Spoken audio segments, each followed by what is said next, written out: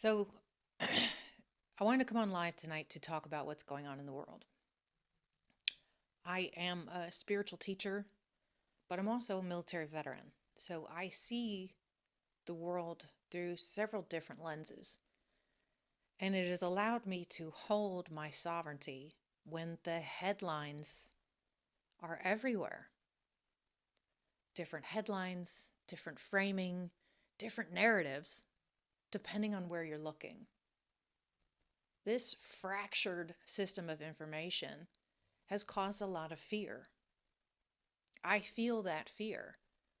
And whether we consciously realize it or not, our bodies are reacting. We are reacting to the fear of the headlines.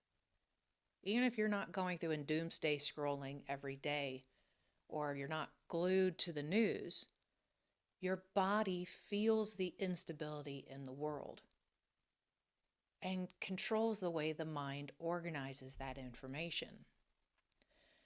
What I'm interested in tonight is not talking about the right or wrong of what's going on. I'm not debating politics. I'm not debating geopolitics or about the actions that are happening or any of the people involved. What I want to do now and tonight is ask a much deeper question, which is how do we find sovereignty when the world is scary, when the headlines trigger us to feel a certain sort of way? This whole situation is asking a deeper question. Because conflict is not new. Escalation is not new. These cycles that we're seeing in the news with every news organization telling a different story, this is not new. This is how we have been living for most of my adulthood that that I have recognized. But everything feels so much urgent, so much more urgent now than it has in the past. And what I feel has happened and what I understand to have happened is this beautiful cumulative effect of shenanigans over the last decade. Every time we had a new president, every time we have a new cabinet or leaders across the world, it comes with this data dumping of memes and headlines and fear mongering. And over the years, that has built in our systems so that even if we're not aware of it, our ability to regulate information has diminished. Our ability to recognize where we are responding to information in our body has diminished because we've become so comfortable with the fear. As someone who has experienced Afghanistan, I've traveled the world, I've seen so many bad things, and I've seen both the government and the military at good points and at really, really shitty points.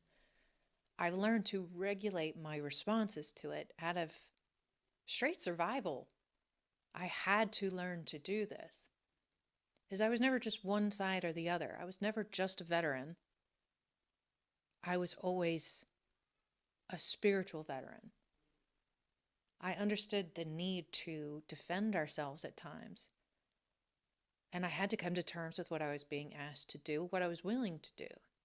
And I was going to have to find a way to settle my body and my heart so that I could live in both worlds. That reframing, that way of looking at the world is it's so funny how prevalent or how necessary it is right now, because I never really thought of it as something I would have to teach to other people or that anybody would care to learn. I was always a freak. I was someone who could navigate a military briefing and lead a meditation and care. That's a freaky person. So I never really thought of it as in something that was going to help me navigate the world because I wasn't really, again, I was just trying to survive. So What I want to talk about tonight is some of the ways that I've learned to survive. Checking out is not necessarily the right response. Avoiding what's happening or pretending that it's not happening might not be the right response. Only you can decide that. But if you are someone that likes to know what's going on in the world and wants to stay informed, then there are ways and methods and tools you can use to ensure that you don't react, so that you can take a second and stop and think, so you can pause and breathe and hold that calmness. And it starts by realizing how the body reacts to these types of information. Our body has developed these threat responses over time. Just like every other animal, we have evolved to survive. So when we see a headline that makes us feel threatened, our body responds as if the threat is in the room with us. Urgent news, breaking news, bombs, just all of this stuff triggers a physical response. Our body thinks we are in danger. So it puts us into fight or flight. It makes sure that all the blood is rushing to the heart.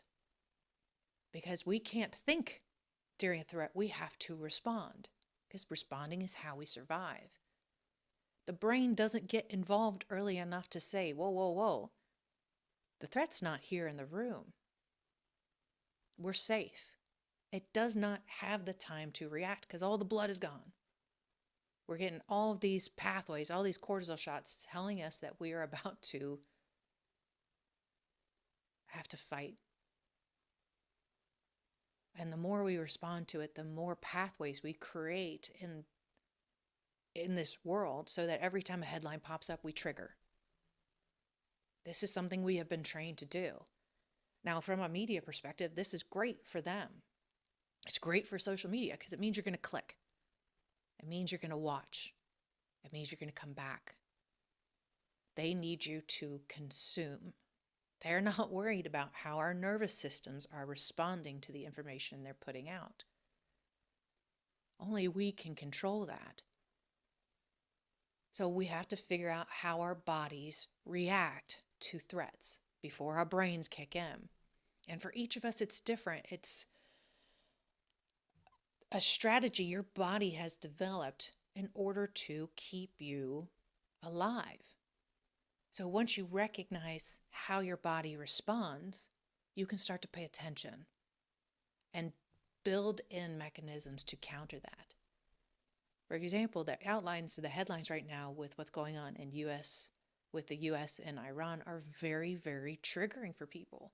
They're making people feel threatened. Their safety is at risk. So when you think about that headline, where does it sit in your body? Where do you feel it? Do your shoulders start to tighten up? Do your palms clench? Everyone responds differently, and you have to figure out your own reaction. And you can do that by doing a little bit of investigation, reading some of those headlines and seeing how do they feel. Going to a topic that you know is sensitive to you and makes you feel angry. Go check it out. Pay real good attention to what your body does first. For me, I've learned that my shoulders curl in and they start to raise up. And I've started to notice the tension in my body as a trigger that my body's responding before my mind can react. And I want that, and I've trained myself to stop it from happening. I have to catch myself. Once I catch myself, then I can figure out how I want to respond. All of these situations that are going on in the world right now are so triggering because they're things that have hurt us. That makes sense. The things that hurt us the most in our lives leave lasting scars in our body. Our body recognized that event at one point and threw up a flag and said, anytime this information comes up again, we're going to have a threat. This is dangerous. So what's going on with Iran, what we've got with racial relations, what we've got with the sexual assault victims and survivors, all of this is screaming at us to react because so many of us have trauma related to what is going on. And that reaction becomes our identity. We start to project anger and a sense of certainty that our side is right and the other side is wrong. This certainty that we know the right and wrong of this situation, whatever that situation is, hardens into enemies. It creates division. I have not lived forever, but I've certainly lived long enough to know the polarization that's happening in the world right now. It's a different level. And a big part of that is this headline porn that's going on, this outrage cycle. They put out these headlines not thinking about what it's doing to us as a people, not just us as individuals. We get triggered. We respond in fear. We react with certainty. We act with moral absolutism, and then we divide. You're with me or you're against me. This is really a defense mechanism that we've built up over years because we aren't stopping that movement. That headline goes straight through the body and into the feels without anybody to stop it. Please know that I'm not saying anybody that is feeling anxious about what's going on is wrong. I'm really not. And I'm not trying to minimize what's happening. I'm just trying to bring understanding on what it's doing to your body and what it's doing to us as a culture, as a civilization, as a species. If we cannot regulate how we feel when we're triggered, if we don't stop that response before it turns into feelings, which turn into our identity, then we can't come together to create movements, to change anything. I'm not sure how long the human body can go living in fight or flight. Really don't. But I've seen how long civilization can go divided. There are many examples of that throughout history. So how do we bridge those gaps? I said, start number one by figuring out how you are physically responding. And then start showing up into conversations, into work, into your families with a different steadiness. Once you realize how you're responding to headlines, take a deep breath. Focus on your breath coming in and out of your body and allow that to recenter you. All you're doing is you're snapping yourself out of the reaction cycle. You're saying, this is not a physical threat. I am not about to die. Hard pause. Now let me examine the information and figure out how I want to feel. And then when somebody brings it up again, building a new pathway. Let's stop. Let's come back to center. Let's examine the information and decide how we want to feel. This is something that takes work, but what that allows us to do is hold our sovereignty. Sovereignty means a lot of things for a lot of people. For me, sovereignty is self. It's holding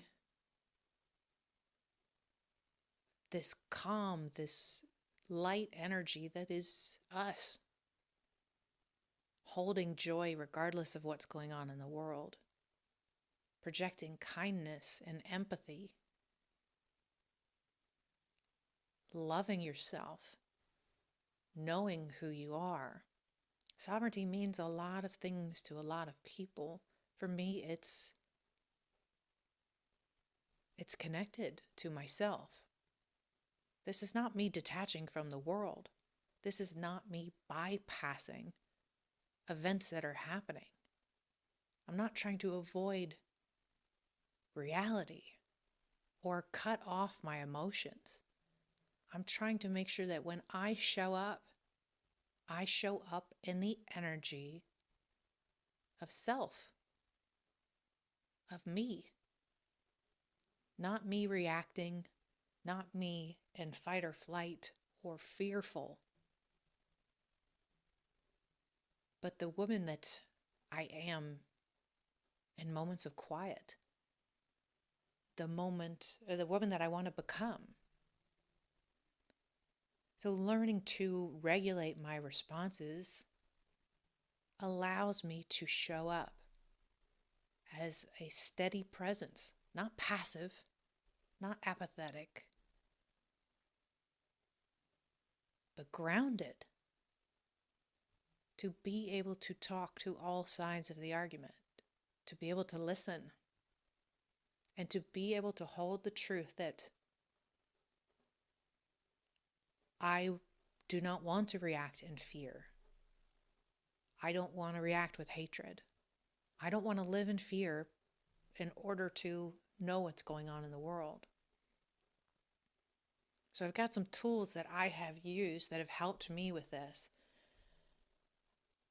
And the first one is learning who you are, learning how you respond. I've told a lot of people over the years about my pinky trick. When I used to sit in these military meetings and briefings for hours and hours and have to deal with the anger and the fear of my colleagues, I had to learn how to pull myself out of the emotional roller coaster. I had to learn to catch myself when my shoulders started to come forward and pull myself back out. For me, I looked for a physical thing that I could do that would not make my coworkers think I was a crazy person, but would allow me to come back to center, to remember who I was. I wasn't those emotions. I wasn't that feeling of being threatened. I am me. So when I recognize that my shoulders start to come forward and I start to feel a certain sort of way, I throw up a pinky underneath the table. What this does, what I've taught myself to recognize when I throw this up there, is that I am me. I recognize that my body is responding, that my nervous system is responding to the information, to the shouting, to the other people in the room. And I'm recognizing that I don't want to live there. That's not how I want to be. So I throw up a pinky. What that does is automatically slows down my breath. It reminds me to let my shoulders back. It reminds me to take a deep breath in, to count my breath in and out, regulating my emotions on the spot.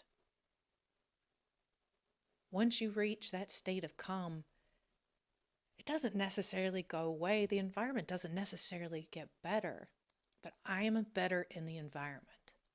I can respond to the words without reacting to the emotions. It's something that is learned over time. I like the physical response to it because it allows me to focus, bring my focus to something else. Other people will take a wristband and they'll flick the wristband when they start to feel threatened. So if you wanted to try that while you're watching a headline or scrolling through your social media preference, put a rubber band on your wrist, and when you read one of those headlines that triggers you and you physically feel that reaction, flick the rubber band. See if that snaps you back to center. See if that reminds you to let your body relax, to take a deep breath. It's a tool.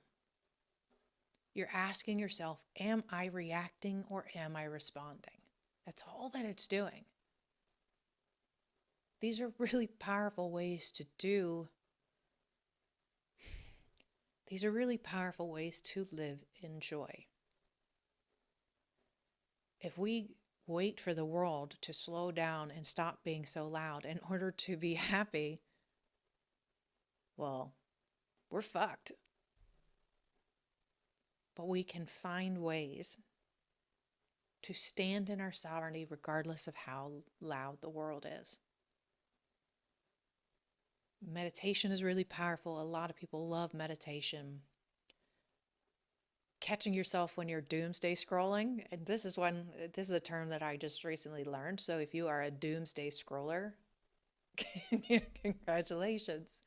We hear something that gives us the feels, and then we go online to validate that fear and just scroll content after content after content to make the feeling deeper, to make us react more. It feels like a version of self-sabotage. And it's one of the drawbacks of social media. We have the ability to verify any fear that we have. If you believe the world is ending, I guarantee you can find content out there right now that tells you the world is ending. If you don't want to feel that way, if you don't want to be stuck in that outrage porn, then we got to start building in things to navigate that, to limit it. It's become an addiction. All social media has become an addiction. And again, this is not inherently evil. This is not bad. It's just something that we need to recognize. Are we addicted to content that makes us feel angry? That makes us feel alone? That makes us feel afraid? Once we recognize that, if we recognize that, then we can start to limit it. For me, when I realized how I was reacting to President Trump, it actually came to me in a dream. During his first term, I didn't like to listen to him speak because his speech patterns and the way he would talk put me into fear. My fear would turn into hatred, which turned into intolerance. And I had a dream one night that showed me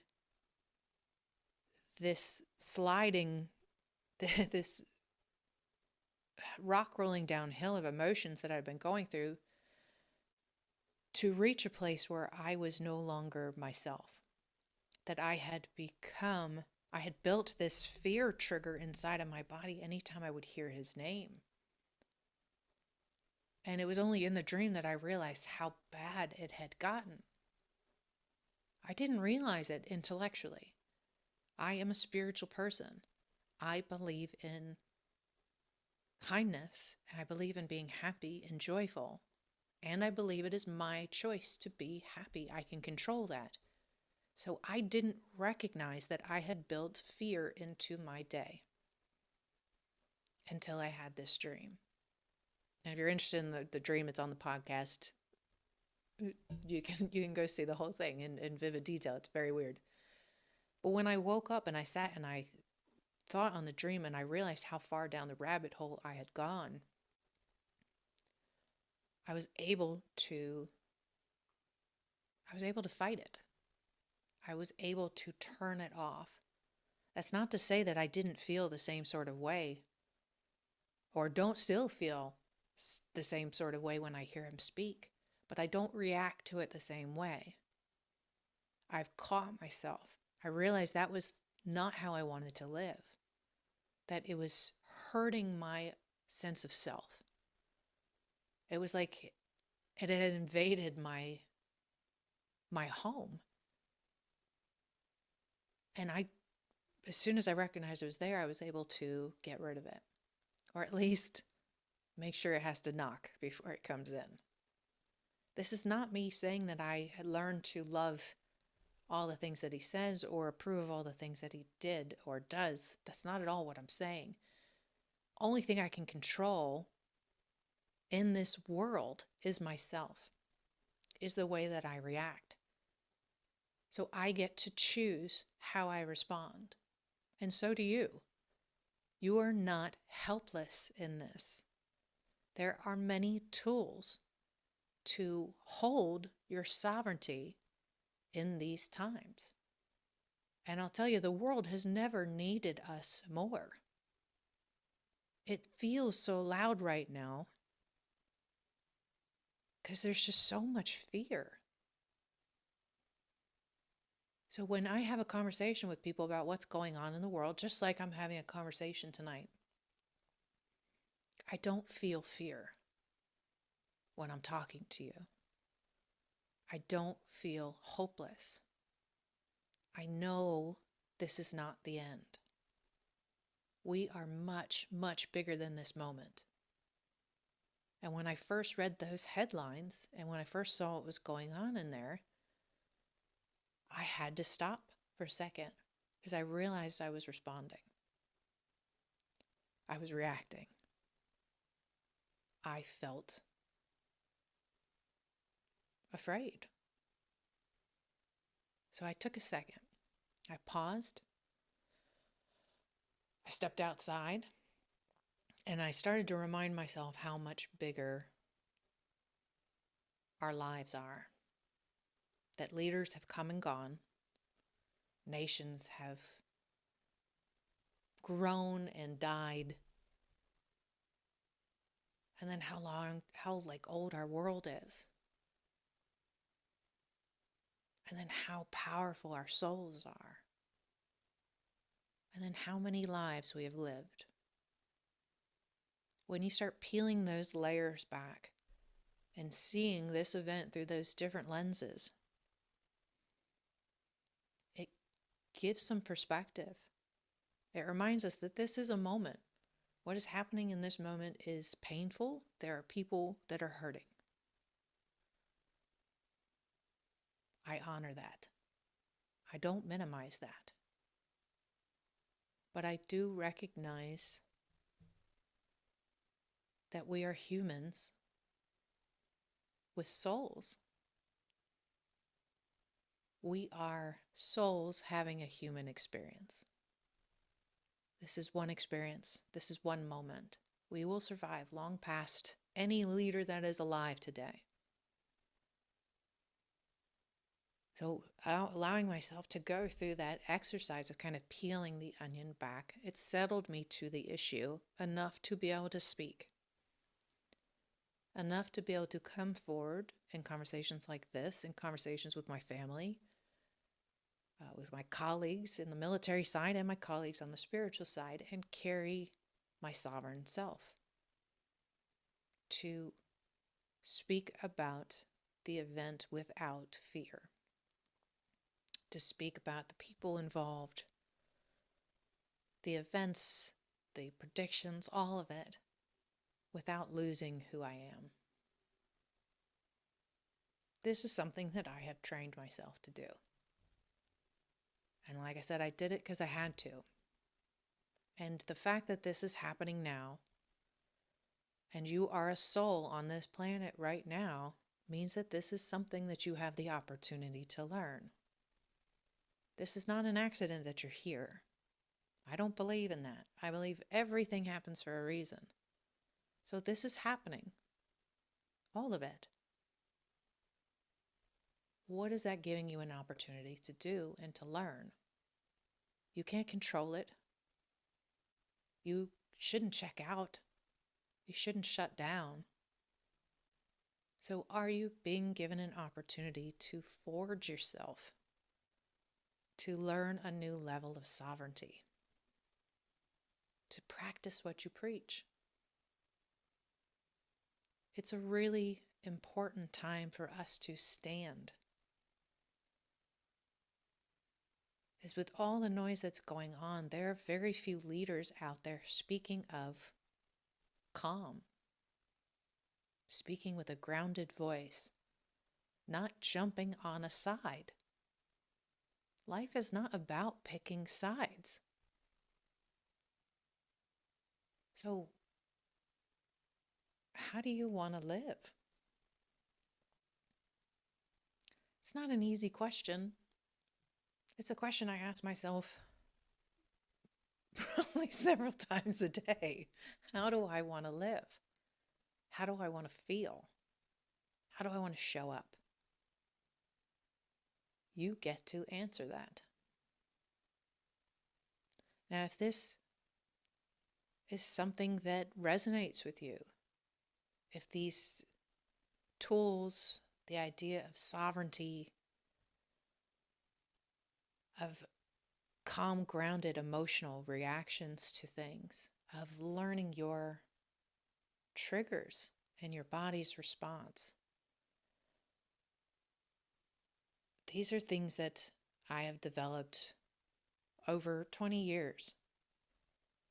And I'm going to be opening a small group in April, a 6-week course to learn to hold sovereignty, to feel into geopolitical situation, into ideology, into our body's infrastructure, and learn together how to regulate, how to become a voice of calm in a world of chaos. If that is something that resonates with you, the link will be below. Feel free to check it out. Details will be available if that's aligned. This is an application-based course because the work takes commitment. This is finding your own sovereignty, and it takes an openness to do that. So I will leave you with some stabilizing words. The world is going to continue. The world will continue to spin. Humans will continue to live. Our souls will continue to come down here. So the question is, how do you want to be? How do you want to show up? I hope that that message and that information helps, or I hope it gives you some sense of calm, because I know it has saved my life more than once. To everybody who watched tonight, for those who are on right now, thank you so much. I will continue to go back in the comments and answer any of your questions. And in the meantime,